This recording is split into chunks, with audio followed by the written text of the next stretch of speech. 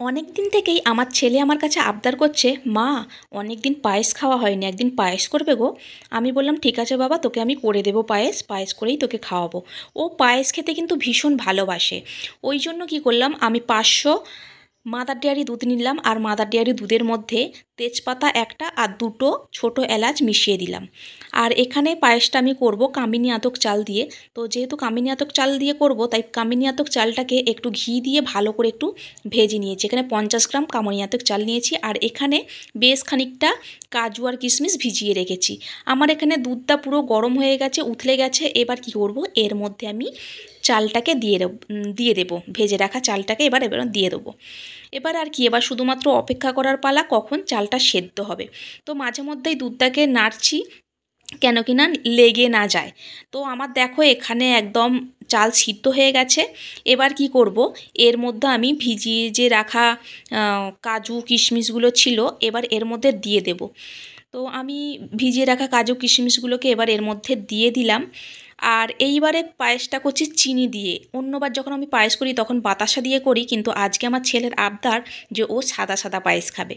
তো কি আর পুরোপুরি রেডি প্রায়। আর এখন আমি এই ছোটো বাটিটাতে একটুখানি আমুল দুধ গরম জল করে গুলে নিয়েছি। নামানোর আগে এই দুধটা দিয়ে দেবো পায়েসের মধ্যে। তো আমি দুধটা পায়েসের মধ্যে দিয়ে দিলাম। এটা দেওয়ার পর বেশ কিছুক্ষণ একটু ফুটতে দেবো।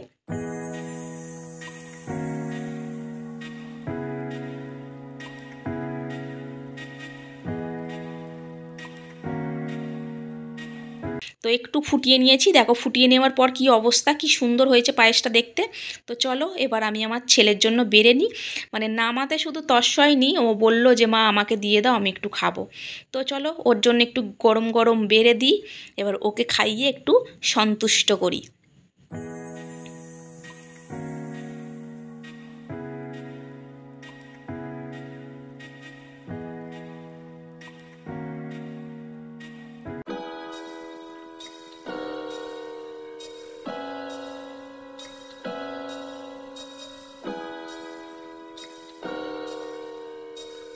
বাবু আমার পায়েস পেয়ে ভীষণ খুশি, অনেক দিন পর কিন্তু পায়েসটা খেলো।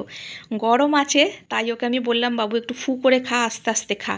তো ও ফু করে মুখেতে পুরতেই বলল, মা খুব সুন্দর হয়েছে কিন্তু পায়েসটা।